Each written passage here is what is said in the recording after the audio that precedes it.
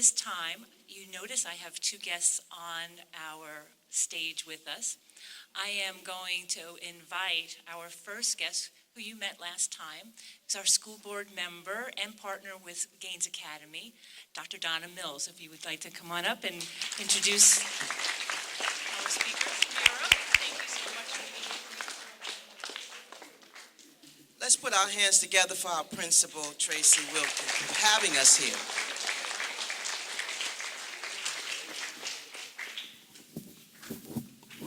As she said, everyone knows about you in this district now. Everyone knows how professional you were last month, how engaged you were last month, and you are the example for all of the other schools because you are being recorded. You are being this speaker's bureau here at Sam Gaines is going throughout the whole district. Before we have our speaker come up, I want to tell you a short story. And every time I come, I'm going to try to give you a short story of someone who I personally know who was a student just like you right in this community and who was able to make it through life and do something great with their lives. Today, I want to talk about a young man who was in IRSC program. And, you know, IRSC sometimes is when you're struggling academically, that's where some of us go. This young man grew up, I saw him from the age of 9, grow up, and I noticed something very special about this young man because I knew him all through his life, starting at the age of 9. He couldn't read, but he was very independent. He did not hang out, and he comes from a large family, many brothers and sisters, but he was very careful about who he hung out with, even as at the age of 9, very independent. And he never did really learn how to read. Today, when he sends me texts or different things that he will send me, he misspells a lot of his words. But because of his attitude, that young man was able to pull rank over person after person, and today he is head of a school. In fact, there's a couple of schools right here in St. Lucie County as the head person overseeing the janitor department. In other words, he has become very, very successful in his life. He graduated, with his diploma, and he's very successful right here in this community. He is now 41 years old, and he still calls me, okay? And one of the things, his talent, in fact, when he was in IRSC, he won a contest to go to Orlando, Florida, and Disney World because of his attitude. Because he was such a pleasure to be around. So your attitude plays a tremendous part. On the same side, his brothers who were not in IRSC, and someone that I'm thinking of right now who was so smart that he was able to get into the highest, the most well-known private school in this area in Vero, St. Edwards, because he was able to pass their entry test. But today, you know what he's doing because of his attitude? He is serving 20 years in prison. So your attitude in life is going to either take you one way or take you the other. And this young man, like I said, very poor family, lots of children in the family. His brothers went to jail. They served time in prison. They decided they wanted to use drugs in life, and it destroyed them. Drugs is the biggest destroyer of people's lives. Bottom line, stay away from them. He, on the other hand, stayed away from them, and now he's bossing a lot of other people, even though he was in the IRSC department.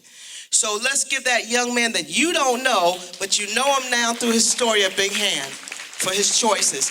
At this time, I'm going to bring to you Dr. Danny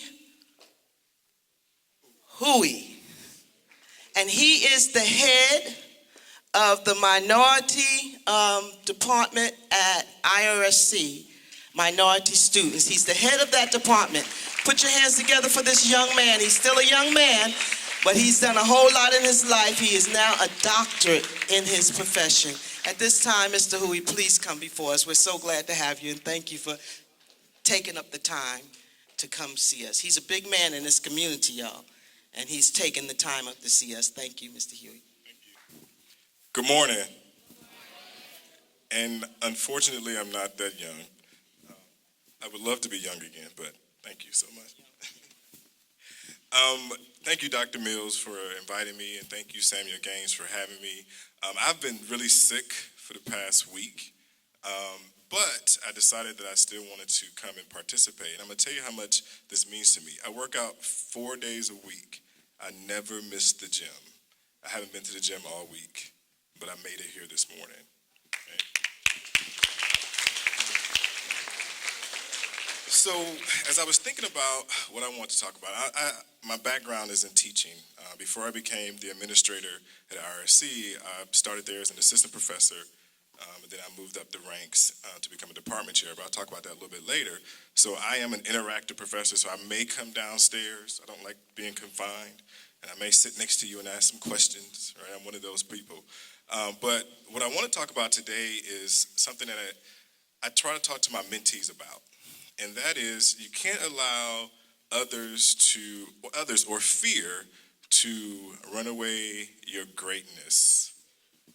Right? You can't allow fear to chase away your greatness. What do I mean by that? So Dr. Mills likes to tell stories. I'm also a writer. I also write fiction. So my background is English. My PhD is in English. I'm in creative writing, so I write stories for a living. So when I was in the 11th grade, in Cleveland, Ohio, so I grew up in the inner city of Cleveland, Ohio, the Cavs, LeBron James.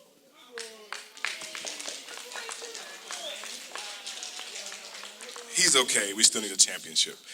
Well, I grew up in the inner city of Cleveland, Ohio, and I had the opportunity to intern with General Electric. You guys know what General Electric is? GE? Light bulbs? You know what a light bulb is, right?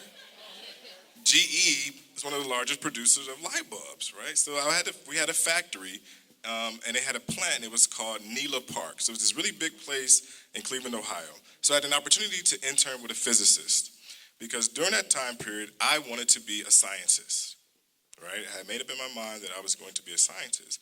So I had an opportunity to intern. So one of the few students from my high school, which was an inner city high school, which was written off by a lot of folks in Cleveland, but we were a part of the honors program, AP program. So we were afforded some opportunities to work at this internship. So I worked with one of the top physicists at GE. So I did that my junior year and my senior year. And so there was a biochemist. I wanted to be a biochemist. So there was a biochemist there. And I emailed her, because I'm really old and email was just really starting to begin. I emailed her and said, I would like to sit down with you and talk to you about being a biochemist. Now, if you didn't see me right now, if you heard the last name Hoey, what would you think? Would you think that I was a black man? You thought I was what? Some people think I'm Asian, right? But some people think that I'm Asian and some people think that I'm a white male. So I emailed her. I'd never met her before. My boss told me to email her, so she invited me to lunch. I was really excited to go to lunch and to talk to this lady about being a biochemist. So we met for lunch, and when we met, her body language changed. She was very nervous around me.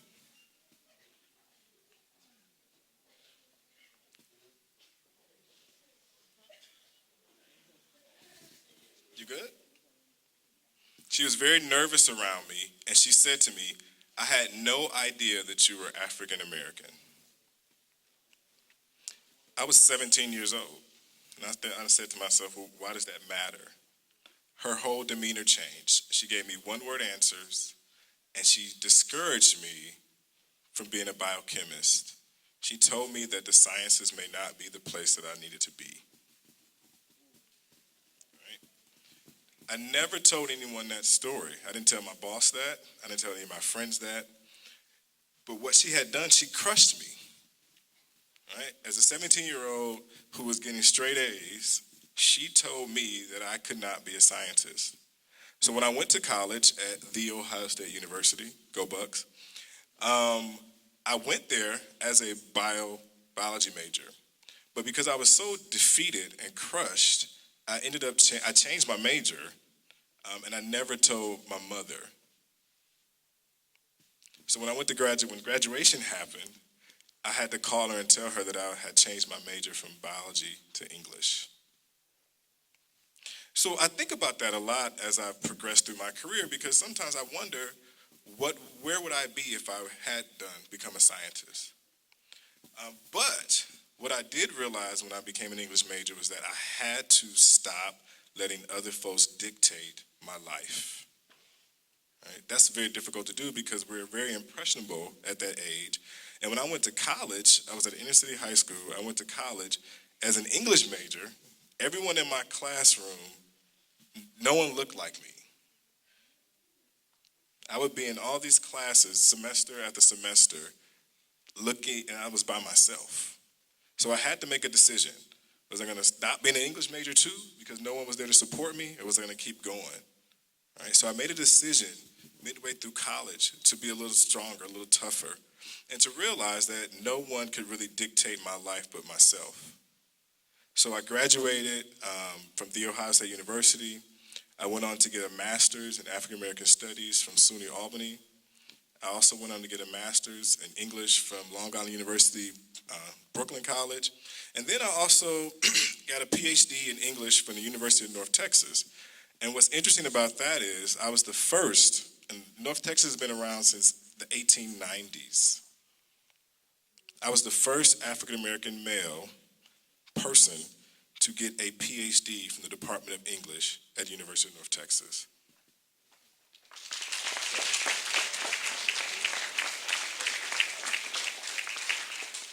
And what that told me was that I was able, right, to have some grit and make it through these situations. So when I graduated from North Texas, I went to the University of Houston, did a postdoc, and then I came to Indian River State College. I became an assistant professor. I got promoted and tenured, became an associate professor. And I also became the first black department chair in the history of that department at IRSC.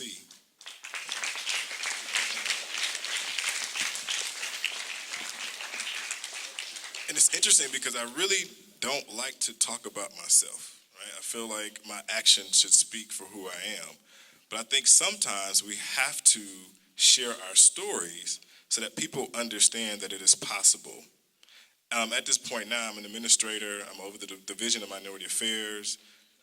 And I'm working to make sure that all students have equal access to learning, right? So my job is to ensure that we put on all appropriate cultural programs, that we make sure that people aren't discriminated against. So I'm actually in a great position to actually help students not go through what I went through as a 17-year-old student, as a 17-year-old. So fear is natural, right? We're always going to have fear in our lives. But it's how do we handle that situation? How do we handle that fear is what's going to determine who we are as people. So what are you guys afraid of? One person. Who said science? Science? What are you afraid of? Hold on for a second. Hold on. Stand back. Stand back. Okay. I feel it. Nothing.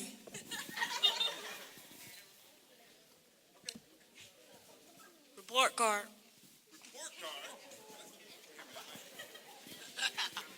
Report card. All right, so let me go back to this idea of failure and stand back, right? So how do we avoid those things?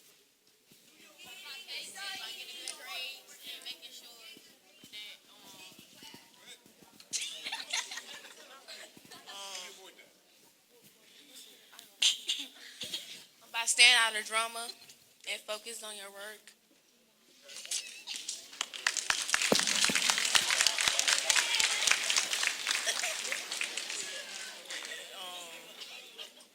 And do not fight. Yes, do not fight. Never give up. Good. Don't let others get in your way.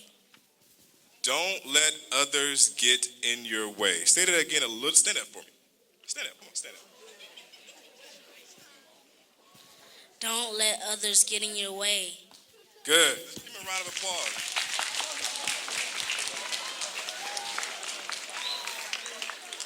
That is the biggest lesson that I have learned in my lifetime, because people will always tell you what you can and cannot do. And I vowed from the moment that I told myself I wasn't going to be a scientist that I was not going to let other folks dictate how I live my life, my career. I don't believe that there's nothing that I cannot do except be a basketball player. I can't be in the NBA right now, right? Because I'm old. But for the most part, in terms of my career, I believe that there's anything that I can do. And if people tell me I can't do it, I prove them wrong. Right? I prove them wrong. So it is very, very important that you prove people wrong. Right? And that happens, right now. Right? I'm a firm believer, right, that if you don't get a good education, right, that you could be successful, right? You can be very successful. But getting a good education gives you a solid foundation, right? A solid foundation. How many people here going to college? That's everybody's hand.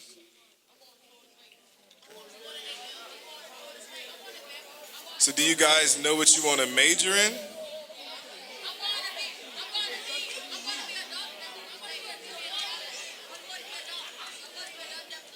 So this is a plug for the programs at Indian River State College. So we do have programs that assist students with going to college. In my division, I'm also responsible for, thank you, I'm also responsible for the TRIO programs. And we're a group of programs that help students prepare for college. So we do workshops on financial aid, on being prepared for college, making that transition from even junior high to high school. And we give you a lot of options. We also have summer programs where you come on campus and do workshops with us. The seniors get to actually stay on campus for a week. So at Indian River State College, we do have these programs to assist those who would like to go to college. So great plug. I'm up the street. I'm committed to helping Samuel Gaines and the students here be successful, because that is my role, to ensure that students are successful. I have nothing else to say. You guys have any questions for me? I would love to answer some questions. How did you get where you was? Well, hard work. And I also realized that, and this is another reason why I mentor, right? Because if I didn't have very strong mentors in my life, I wouldn't be where I am. I've had mentors who have stopped me from not finishing my dissertation, right? I've had mentors who've helped me make career choices. So surrounding yourself with positive people is also very, very important. So I worked really hard, but I also had people who were supporting me to make sure that I stayed on track as well. So find some positive people to be around. Other question? Yes. Do you have a lot of doubts of making? Hold on for a second. Is everybody listening? Okay. Did you have any doubts of making the decision of changing your subject?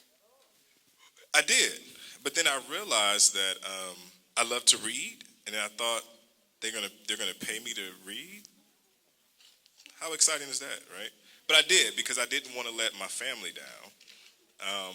But I knew that, again, and the fear, right? I let the fear take over. But now I'm excited. It's the best thing that I could have ever done. Good. Other questions? Excuse me. What made you so interested in biochemistry? He asked what made me so interested in biochemistry. I actually liked dissecting. Like biology was my favorite subject in high school, and then chemistry was my second favorite subject in high school. So I figured I can kind of combine the two. But I had a really fun biology teacher, Mr. Kamiyab, and my chemistry teacher, Mr. Sadora. So if I still remember their names after 20-some years of high school, that means they really had an impact. And I really enjoyed dissecting and learning about the human body, and then what makes that up and how does that work. So good. Another question.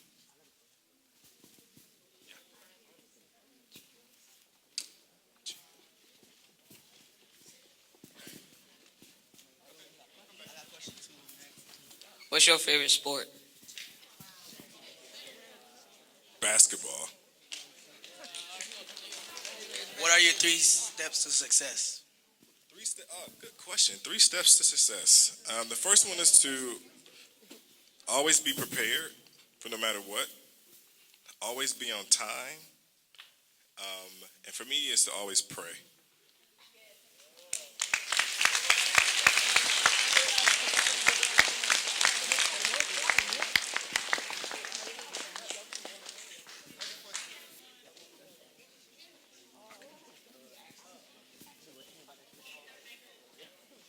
What are some of the biggest majors they have at IRSC?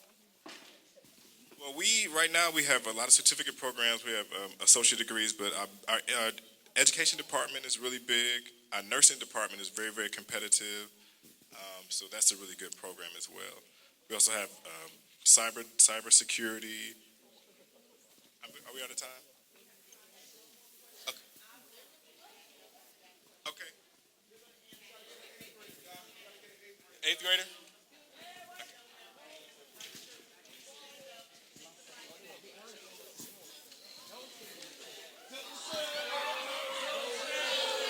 What do you do when you're under pressure? Good question. Right now, in the state of Florida, in terms of education, we're all under pressure. I work out a lot. It helps me relieve stress. But what I also do is I don't panic. So if something is going wrong, I don't panic. I sit down, I think about it, I process it, and instead of worrying I think about solutions. How can we solve the problem? But one of the things that I really pride myself on is not panicking, because if we panic, we don't really get a chance to think about what's going on. So.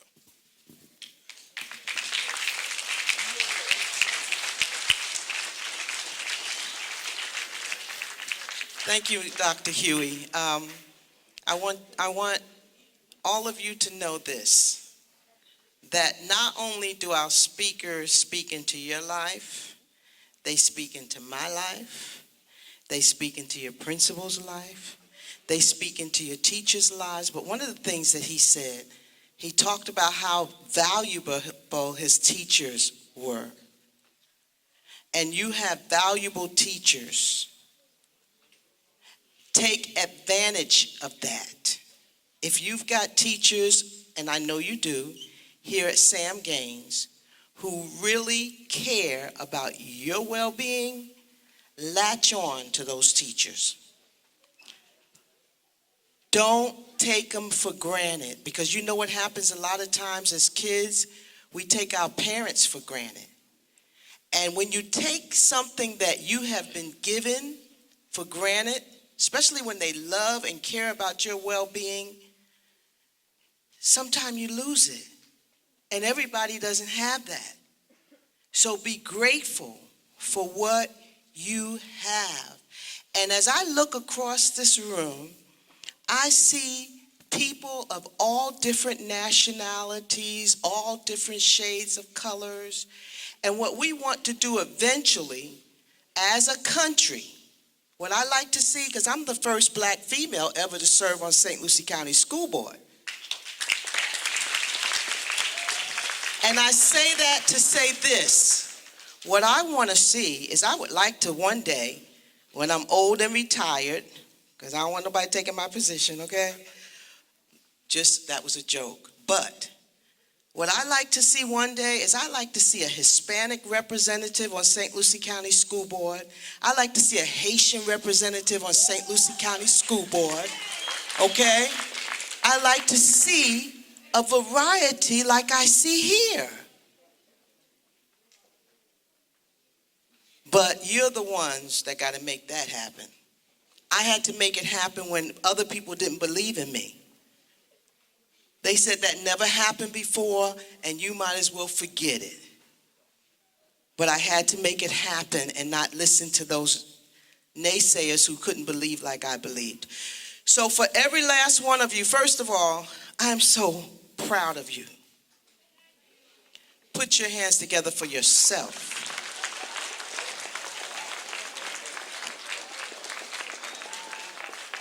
And thank you again. Thank you, Ms. Wilkie. Thank you for all of the teachers here and all of the principals and assistant principals, rather, and all of the administration and everyone, even our television man. We thank you for being in the place you're in. And you never know, you might hear from him one day. So keep up the good work. And we'll want to come back. You see, people don't want to help people who don't want help. If we come here and you show that you don't want the help, which that's not what you're doing, but if I go somewhere and I see the majority don't want my help, I leave. I'm gone. I don't help people who don't want to help themselves. I don't believe in helping and wasting my energy and my time on people who don't want my help. But if you want my help, you can call me anytime, and I will be there for you. So you remember that, and I mean that. You can call me anytime, and I will be there for you. How do I get in contact with you, Dr. Mills? Go to your principal. She knows how to contact me, okay? And I will let her give you, if you really want my help and my support, just like Dr. Huey, he mentioned that IRSC has support and help and mentorship and all of that. If you really want his help, guess what you're going to do? Reach out, follow up. Somebody said it out there. We got some smart kids here. I heard somebody say follow up. You're going to follow up. Thank you very much.